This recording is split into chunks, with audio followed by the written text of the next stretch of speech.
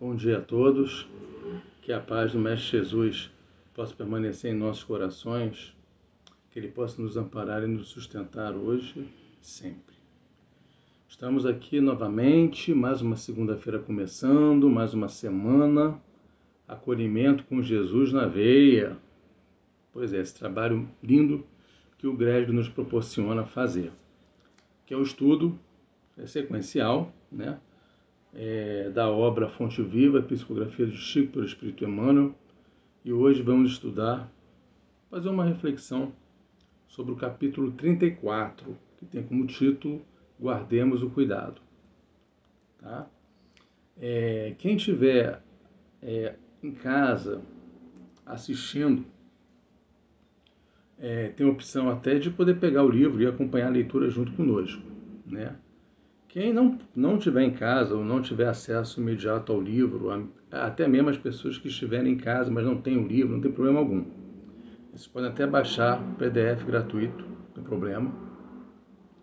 Tem disponibilizado na internet. E podem realmente ouvir agora e fazer a leitura mais tarde, né? Eu sempre recomendo que façam a leitura.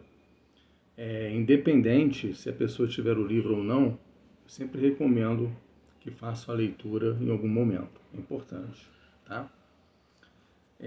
Queridos, vamos lá? Vamos fazer a nossa prece? Pai de amor e bondade, Mestre Jesus, agradecemos mais uma vez a oportunidade de estarmos aqui reunidos para mais esse encontro. Que os bons amigos espirituais possam estar conosco, nos orientando, nos guiando, para que possamos colocar as palavras mais acertadas possíveis e para que aqueles que estiverem assistindo ou ouvindo, que possam ser intuídos para captar a mensagem que será trazida. Que assim seja, graças a Deus. Muito bem. Guardemos o cuidado, capítulo 34. Né? Quem está chegando pela primeira vez, seja muito bem-vindo, muito bem-vinda. Nós fazemos a leitura na íntegra do capítulo e vamos dando uma pausa, vamos comentando, fazendo algumas considerações, algumas reflexões. E posteriormente nós damos continuidade à leitura, ok? É assim que funciona aqui o nosso bate-papo, tá? Bom, o capítulo 34 tem uma reflexão que é uma frase de Paulo, que está em Tito, capítulo 1, versículo 15, que diz o seguinte: mas nada é puro para os... Eita, peraí, a vista falhou. Mas nada é puro para os contaminados infiéis. Mas nada é puro para os contaminados infiéis. E Emmanuel começa a fazer algumas reflexões.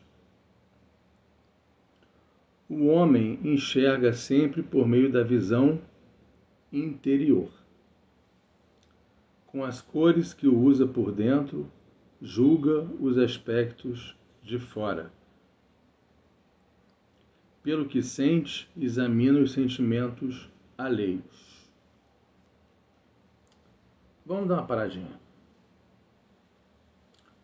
Observem que nós sempre esperamos que o outro reaja da forma como nós pensamos.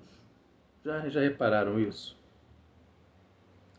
Eu esperava que o outro reagisse de tal forma, porque eu penso de tal forma. Eu esperava que o outro fizesse tal coisa, porque se fosse eu, faria tal coisa. Queridos, nem sempre é assim. Muitas das vezes, inclusive, não é assim. Nós precisamos respeitar o nível evolutivo de cada um. Se você faz dessa forma, você não deve esperar que o outro faça dessa forma, que o outro sinta da forma como você sente, que o outro pense da forma como você pensa. São espíritos independentes. Cada um pensa de uma forma, cada um sente de uma forma, cada um está num nível evolutivo diferente, ok? Por isso que Emmanuel coloca aqui.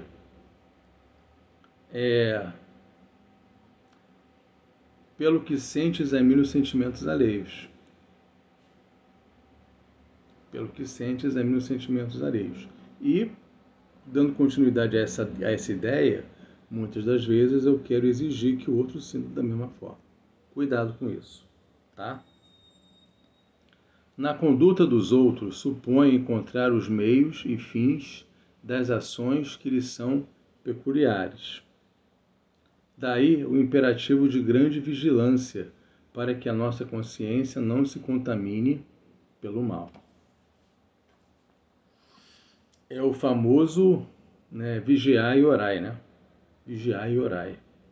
Nós devemos vigiar o tempo todo nossos pensamentos, nossos sentimentos, para que nós não nos contaminemos com essas energias que estão ao nosso redor que nos causam mal. Por isso que ele coloca aqui. Daí o imperativo de grande vigilância para que a nossa consciência não se contamine pelo mal. Quando a sombra vagueia em nossa mente, não vislumbramos senão sombras em toda parte. E aqui eu faço uma relação com a lei de sintonia, com a relação de sintonia. Porque às vezes a gente está num lugar, ambiente de trabalho, ou até mesmo assim, lugares públicos, né? Lugares públicos de uma forma geral. E a gente se sente, começa a vir aquele pensamento, né, ruinzinho, aquele sentimento de raiva, de você ter uma certa intriga, uma certa sensação de desânimo com alguém ou com alguma coisa. E a gente tem que espanar isso, para que isso não nos contamine, não nos contamine.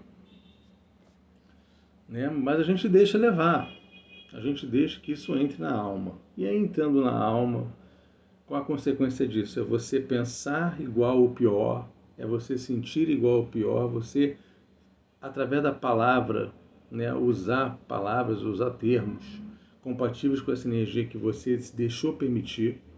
Né? Então é um ponto para a gente tomar cuidado. Vamos continuar aqui. Junto das manifestações do amor mais puro, imaginamos alucinações carnais. Se encontramos um companheiro trajado com louvável apuro, pensamos em vaidade. Ante o amigo chamado à carreira pública, mentalizamos a tirania política. A forma de vestir, né? Se o vizinho sabe economizar com perfeito aproveitamento da oportunidade, fixamo-lo com desconfiança e costumamos tecer longas reflexões a respeito de apropriações indébitas. É um pré-julgamento da pessoa, né? Muitos de nós fazemos isso. Quando ouvimos um amigo na defesa justa, usando a energia que lhe compete, relegamo-lo de imediato à categoria dos intratáveis. Quando a treva se estende na intimidade da nossa vida, deploráveis alterações nos atingem o quê? Os pensamentos. É para a gente pensar. Quando a treva se estende na intimidade de nossa vida, deploráveis alterações nos atingem os pensamentos. Pensamento tem cheiro, tem forma, tem cor. Está lá no Livro dos Espíritos. O espírito é que pensa, não é o corpo que pensa. O pensamento está ligado diretamente no espírito. Portanto, precisamos ter realmente cuidado no que a gente anda pensando. E, de novo, não permitir que as energias inferiores, que aqueles pensamentos não muito saudáveis, possam, de alguma forma, nos contaminar. Virtudes nessas circunstâncias jamais são vistas. Os males, contudo, sobram sempre. Os mais largos gestos de bênção recebem lastimáveis interpretações. Guardemos cuidado toda vez que formos visitados pela inveja, olha só, inveja, ciúme, pela suspeita ou pela maledicência.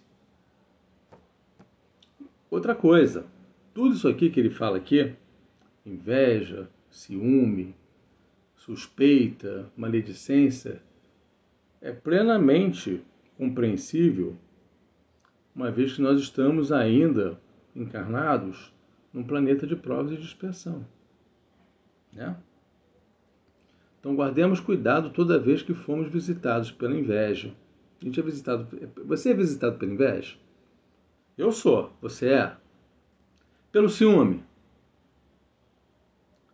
Pela suspeita? Você é suspeito de alguma coisa? Né? Ou até mesmo pela maledicência de uma forma geral. Casos intrincados existem nos quais o silêncio é o remédio bendito e eficaz. Às vezes é difícil.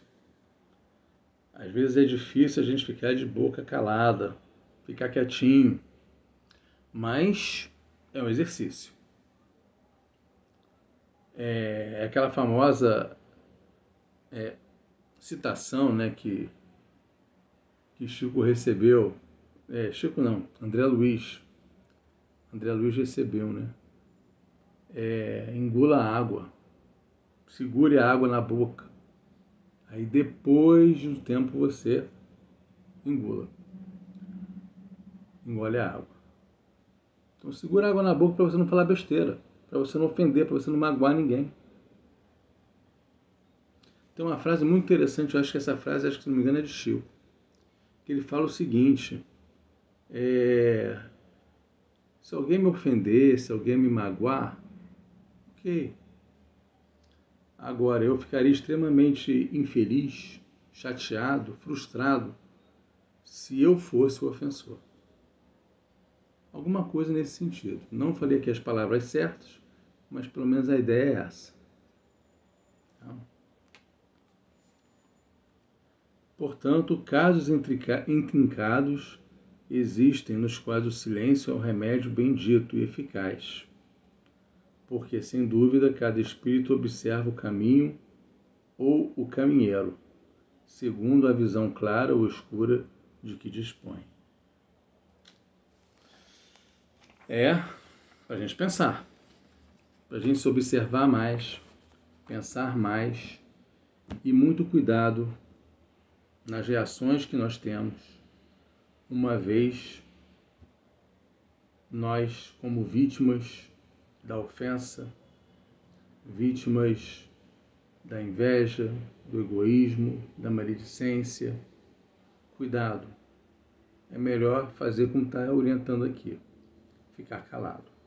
Ficar em silêncio. Excelente semana a todos. Muita paz.